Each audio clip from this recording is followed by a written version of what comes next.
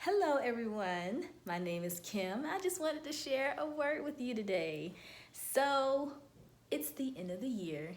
And one thing that we usually see or we usually hear other people say at the end of the year is, I hope God blesses me tremendously next year. I hope, great things will happen next year. I hope, you hope for the best next year coming into a new year. And as I was reading 2 Kings 4, God shared something with me, and I want to share it with you. So, if 2 Kings 4 in the Message Bible, it talks about how a widow who was the wife of a prophet, like he was within one of the guild of prophets. She came to Elijah for help. So it says the woman said, "Your servant, my husband, is dead." This is her husband was a prophet. "You well know what a good man he was, devoted to God, and now the man to whom he was in debt is on his way to come by taking my children as slaves." And I said, wait a minute. Wait a minute. Because this man was devoted to God, and he was a good man. That means he was obedient. Like he was doing right by God.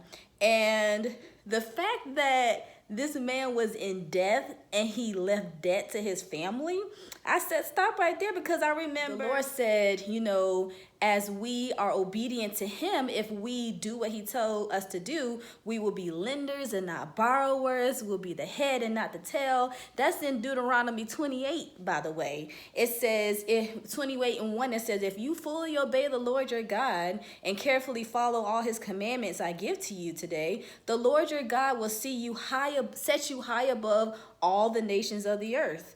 And it says in specifically Deuteronomy 28:13, because it goes on to say everything that, we will have. And it also says the Lord will open the heavens to the storehouse of his bounty, to send rain on your land in seasons, and to bless all the work of your hands. You will lend to many nations, but will borrow from none. The Lord will make you the head and not the tail. If you pay attention to the commands of the Lord your God that I give you this day and carefully follow them, you will always be at the top and never at the bottom.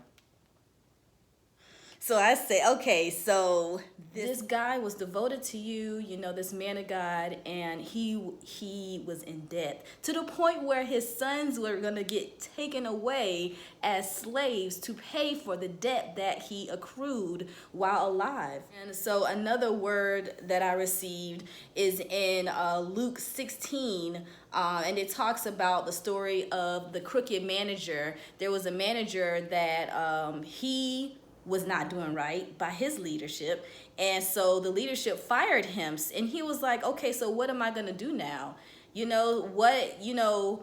If I get fired, how am I gonna live? So he decided to, the people that were in debt with that manager, he gave them a lesser fine to pay back. And so he accrued favor from the people that were in debt under him, so that when he did get fired, he will at least have favor with them and be able to, he didn't have his job. So it's in Luke 16:1 through 8. Is I'm not going to read the whole thing, but it said there was once a rich man who had a manager. He got reports that the manager had been taking advantage of his position by running up huge personal expenses. So he called him and said, what's this I hear about you? You're fired, and I want a complete audit of your books. And so he said, what am I going to do? I lost my job as manager. I'm not strong enough for a laboring job, and I'm too proud to beg. So you know what?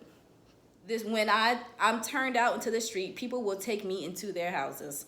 And so he said, okay, how much do you owe the master? He said, and the person will say, 100 jugs of olive oil. And then he'll say, I'll just take your bill and we'll just say 50. You just owe 50. And to the next person, he said, how much do you owe? He said, 100 sacks a week. Okay, let me take that bill. We're just going to owe 80. So he got favor. And then the master praised the crooked manager and said, he did a good job. Why? Because he knew how to look after himself. And it says the streetwise people are smarter in this regard than the law-abiding citizens. Another translation says,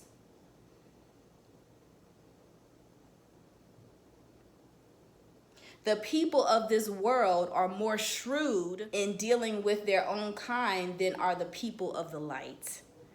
So I tell you, use worldly wealth to gain friends for yourself, so that when it is gone, you will be welcomed into eternal dwelling. And so strategize.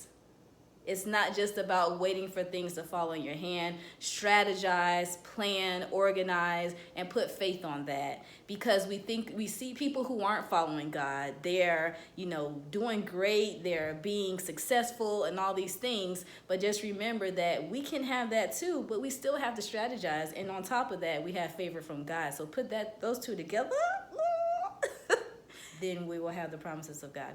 So that's all I have for you. Ooh, ooh, ooh. Happy New Year! Plan and strategize while being obedient to God and keeping in communication with Him.